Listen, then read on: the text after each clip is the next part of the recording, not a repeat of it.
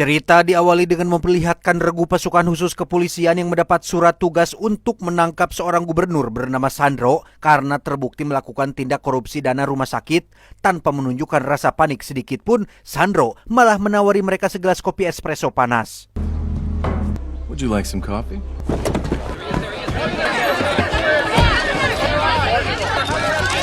Dan kisah akan berfokus pada salah satu agen khusus yang juga ikut andil dalam penangkapan tadi siang bernama Miguel. Pasca perceraiannya beberapa tahun yang lalu, kini ia harus merawat putri sematawayang mereka yang bernama Alice seorang diri akibat sang istri yang tidak sanggup membiayainya. Good night, Daddy. Keesokan paginya, Miguel dan satu rekannya bernama Edu pun melakukan interogasi terhadap Sandro. Dari hasil data di lapangan, beliau ketahuan menggelapkan dana rumah sakit sebanyak 2 miliar dolar lebih. Dan 2 miliar dalam bentuk dolar loh ini, yang jika digunakan dengan jujur, mungkin tidak ada lagi yang namanya kekurangan obat dan perlengkapan medis. Mungkin tidak ada lagi antrian panjang dan penundaan layanan akibat kurangnya dana operasional yang ujung-ujungnya berakhir pada kematian pasien karena tak kunjung mendapatkan tindakan. It is incompetence from my predecessor.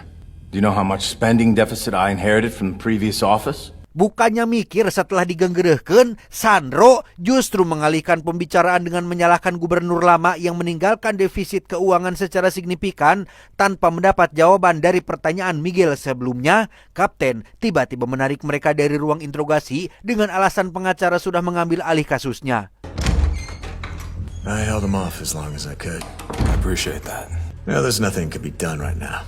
Setibanya di rumah sakit, Miguel kembali pada rutinitasnya sebagai ayah yang terbilang sangat pandai membuat Alice merasa nyaman. Hingga tak lama mereka kedatangan mantan istrinya yang bernama, kita panggil saja Yuli. Selain datang menjenguk, Yuli juga ingin mengajak Miguel dan putrinya menonton pertandingan bola yang beberapa hari lagi akan digelar di kota ini.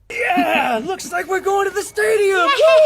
Yeah. Keesokan paginya di kantor polisi, Miguel dan Edu benar-benar dibuat kecewa saat kepala polisi yang bernama, kita panggil saja Samsul, mengabarkan bahwa kasus Sandro akan ditangguhkan dan kemungkinan hanya direlokasi ke lembaga masyarakat. Sempat komplain karena para agen sudah menghabiskan berbulan-bulan demi mengumpulkan semua barang bukti. Samsul yang entah disuap berapa dolar pun justru malah memberi tugas baru menangani kasus sengketa kepemilikan tanah sebagai bentuk upaya pengalihan isu.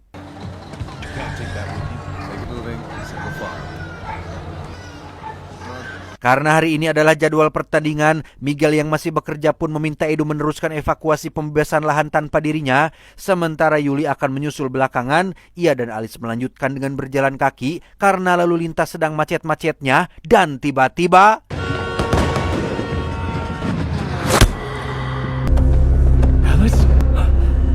Ya, ada penembak jitu yang sengaja menembak Alice sampai tak sadarkan diri.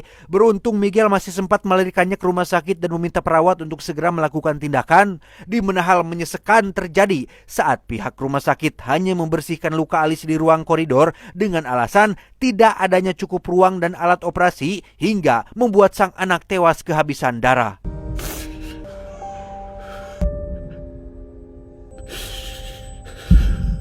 Sementara Miguel dan Yuli masih dalam keadaan berkabung, Samsul si kapten justru membebaskan Sandro dengan alasan kurangnya barang bukti. Hingga saat malam hari tiba, Edu sebagai teman dekat pun datang menemuinya dan berjanji akan menemukan si pelaku walau bagaimanapun caranya. Namun Miguel langsung menyela bahwa bukan peluru yang menyebabkan Alice tewas, melainkan kehabisan darah akibat tidak segera menjalani operasi.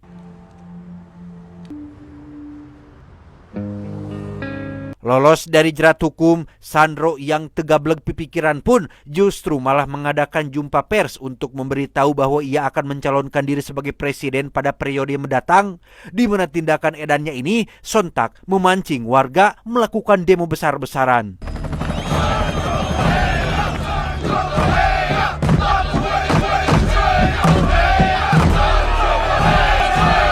Secara kebetulan, Miguel yang sedang cari angin tak sengaja lewat dan menyaksikan langsung jalannya aksi demo. Bukannya membantu rekan sesama polisi meredakan amukan warga, Miguel yang sama dibuat muak dengan kelakuan si Sandro pun justru memilih memihak pada masyarakat hingga terjadilah keributan yang cukup serius.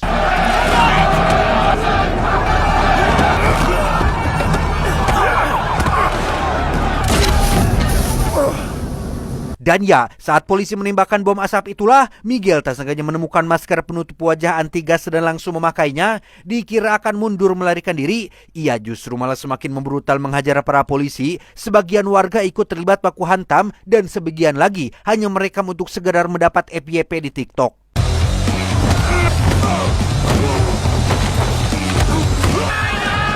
Satu persatu pendemo yang berada di garis depan pun berhasil polisi amankan, tapi tidak untuk Miguel yang benar-benar sudah gelap mata. Menggunakan senjata berat yang sempat direbut, ia memaksa naik melalui tiang gedung dan berniat akan melenyapkan nyawa si Sandro.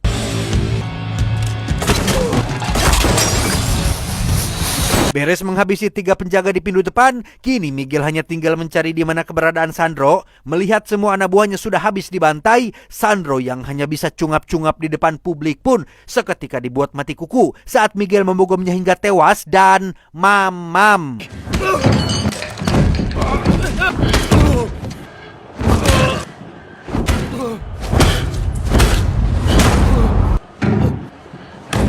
Besoknya, kantor kepolisian sudah dipenuhi oleh warga yang diduga menjadi dalang di balik demo dan kematian Sandro tadi malam.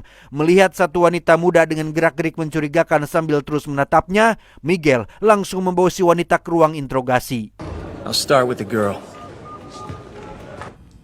Nina Souza. Dia bernama Nina, seorang sarjana komputer sekaligus peretas yang bekerja di salah satu toko buku. Entah bagaimana gadis semuda Nina ini bisa terlibat dalam aksi demo, namun Miguel benar-benar dibuat panik saat Nina mengetahui bahwa Miguel adalah sosok pria bertopeng yang sudah melakukan kekacauan dari rekaman ponsel yang saat ini disita kepolisian.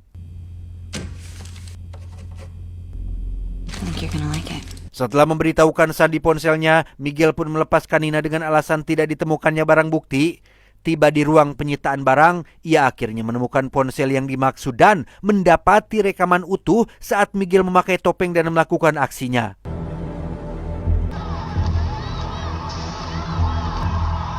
Nina sendiri terlihat baru tiba di toko dan langsung kena marah si bos gara-gara datang terlambat. Yang ketika jam kerja sudah usai dan Nina sedang dalam perjalanan pulang, ia tiba-tiba dikejutkan oleh kemunculan Miguel yang menyuruhnya untuk masuk ke dalam mobil untuk meminta sedikit bantuannya.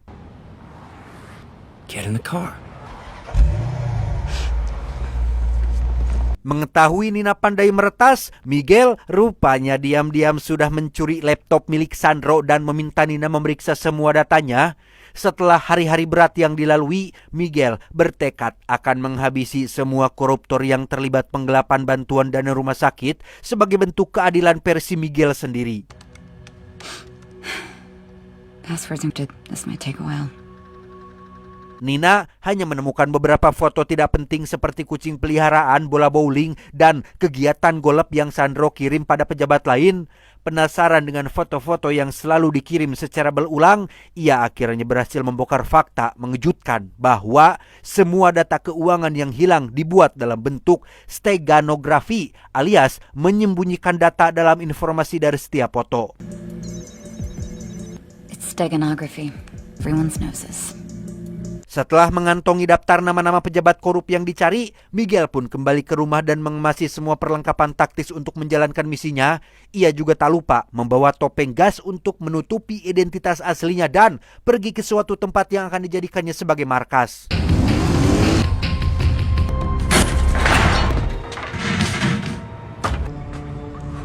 Beres memajang semua foto para target, Miguel mulai mempersiapkan berbagai senjata api termasuk iPod klasik yang selalu menemaninya saat sedang dalam menjalankan misi. Tanpa ada keraguan sedikit pun, kini Miguel benar-benar sudah menjadi sosok yang berbeda dan malam pembantaian pun dimulai. Mr. Mayor, I'm heading out.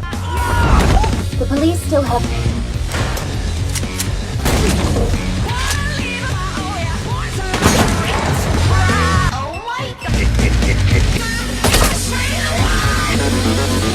Dalam satu malam, Miguel sudah menghabisi 4 pejabat korup sekaligus tanpa meninggalkan sedikit pun barang bukti. Hingga keesokannya di kantor polisi, Samsul benar-benar dibuat tak habis pikir saat melihat berbagai berita nasional tentang pembantaian yang terjadi tadi malam. Bahkan beberapa sumber menjuluki Miguel sebagai The Awakener alias Sang Pembangkit.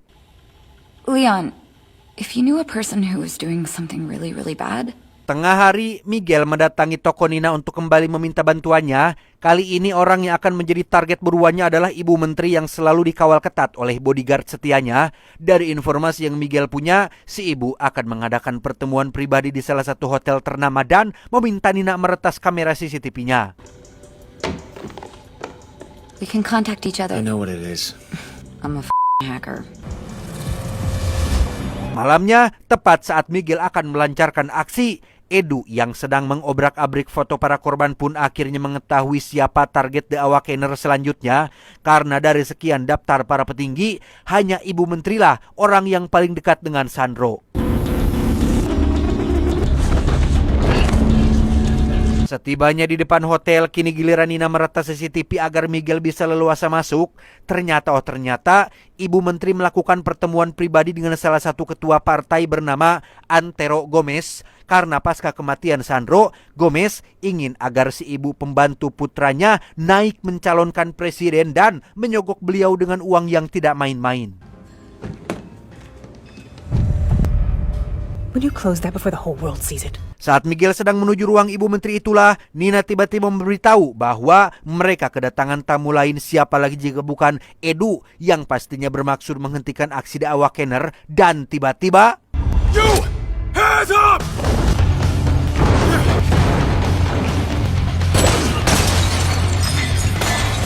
sempat tertembak pada bagian bahu, Miguel akhirnya berhasil lolos setelah menjatuhkan diri dari atas tangga. Begitu juga Nina yang sudah berada di markas. Gomez yang sadar jika The Awakener akan memburunya pun menyuruh pembunuh bayarannya yang bernama Olivera untuk menyelidiki dan menghabisi Miguel secepatnya. I don't pay you to eat, Oliveira. And go find these bastards. Dan inilah putra Gomez yang tampaknya ogah-ogahan ditunjuk sebagai kandidat calon presiden. Sebagai seseorang yang sudah lama berkecimpung dalam dunia tarik suara, si anak yang tidak peduli dengan urusan perpolitikan pun sekonyong-konyong pergi meninggalkan pertemuan yang ketika Gomez membujuknya dengan iming-iming uang hasil korupsi, tiba-tiba Haven't you?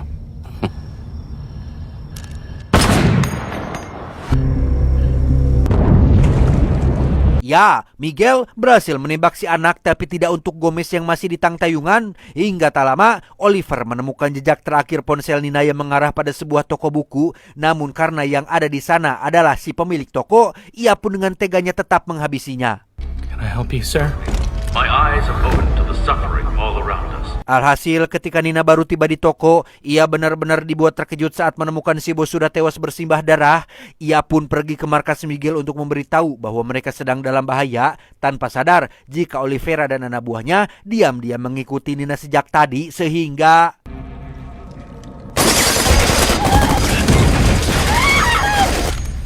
terjadilah baku tembak di antara mereka dengan Nina yang berhasil mengamankan diri ke dalam ruangan lain, disusul dengan Olivera yang bergegas melakukan pengejaran. Tersisa satu penjahat berjaga di pintu depan. Miguel diam-diam menyergapnya dari belakang sampai akhirnya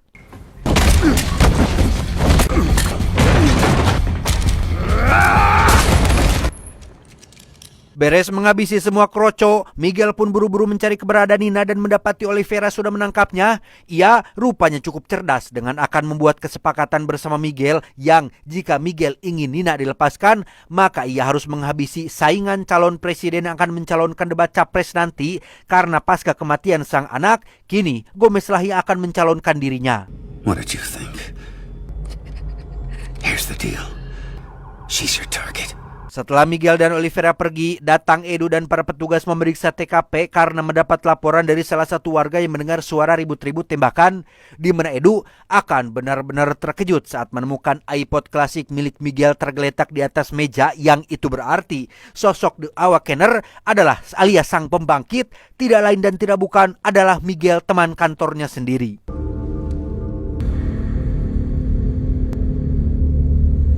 Meski sudah mengetahui siapa sosok The Awakener yang sebenarnya, Edu tetap merahasiakan hal ini dari Samsul dan petugas lain karena ingin memastikan dulu dengan mata kepalanya sendiri. Hingga ketika hari debat capres tiba, ia yang memang ditugaskan untuk ikut berjaga di sana pun diam-diam menyisir semua ruangan seorang diri demi mencegah Samsul menemukan Miguel terlebih dahulu.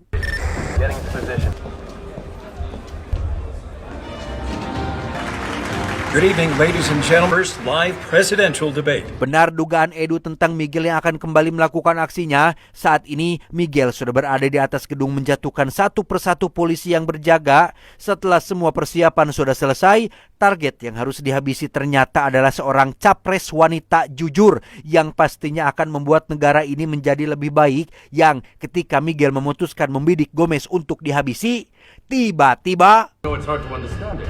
There would be no need to separate. ya, ternyata itu adalah Edu yang berhasil mencegah aksi penembakan barusan. Sempat terlibat sedikit baku hantam, Miguel pun membuka topeng gas ciri khasnya karena Edu sudah mengetahui semuanya. Sempat dibujuk hentikan kegilaan ini dan biarkan polisi menjalankan tugas. Miguel yang sama-sama anggota kepolisian pun tahu betul bahwa mereka hanya dijadikan boneka oleh para pejabat korup sehingga Don't make me be the one to shoot you, McKill. Everyone, please calm down. entah apa yang terjadi pada Miguel selanjutnya, namun tepat sebelum ia menembak, Edu lebih dulu melepaskan tembakan peringatan hingga menyebabkan siaran langsung debat capres seketika offline. Mengetahui Miguel gagal melakukan tugasnya, Oliveira mengambil pistol bermaksud menghabisi Nina, tetapi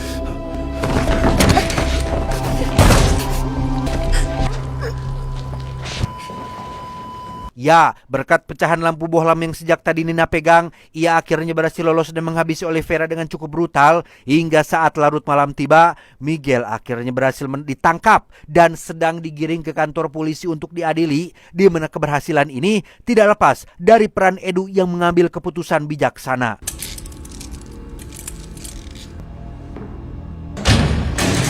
Beberapa pekan setelah aksi penangkapan Miguel, kini Gomez resmi terpilih menjadi presiden berkat dukungan penuh dari Ibu Menteri dan semua partai yang menyatukan suara. Sementara untuk Miguel, ia tetap fokus melatih fisik dan mentalnya meski saat ini sedang mendekam di penjara.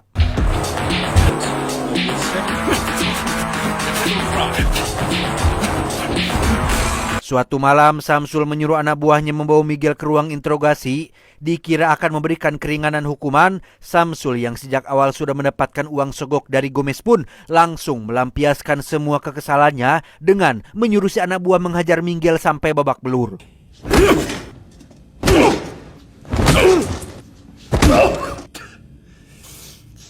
Yang membuat Samsul kecewa adalah apa yang Miguel lakukan sebenarnya tidak sepenuhnya salah. Beberapa orang memang pantas mati ketika sudah tidak sejalan dengan sang pemegang kekuasaan. Namun karena selama ini Miguel dianggap salah dalam memilih pihak, Samsul pun pergi dan menyuruh si anak buah menghabisinya. Tetapi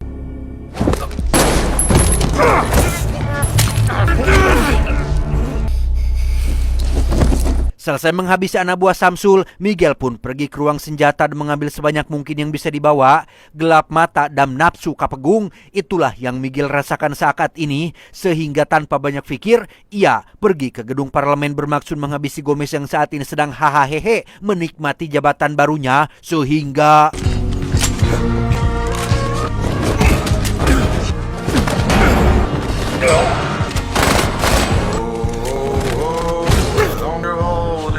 beres menghabisi para penjaga di pintu bawah, Miguel kembali membrutal dengan menembaki semua penjaga terakhir yang berada di pintu masuk. Sementara Gomez panik mengisi peluru pistolnya. Satu pejabat yang disuruh mengunci pintu di ruang pribadi pun justru harus mengalami nasib sial karena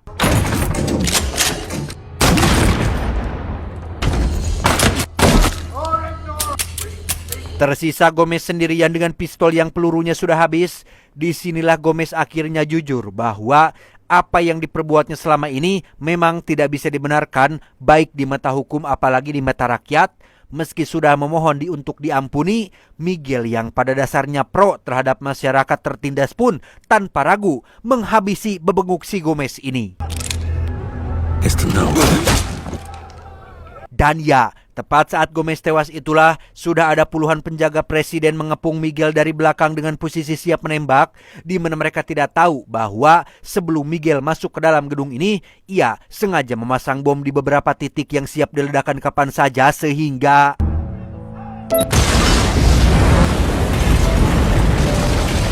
Dengan hancurnya gedung parlemen berakhir jugalah perjuangannya selama ini. Edu yang datang terlambat sangat dibuat terpukul karena tidak sempat menyelamatkan Miguel hingga beberapa bulan berlalu setelah si ibu capres yang dulu resmi diangkat menjadi presiden. Kita akan diperlihatkan dengan Miguel yang ternyata berhasil selamat dan akan tetap menjadi The Awakener membasmi para koruptor yang biad dan sangat kaanyingeun.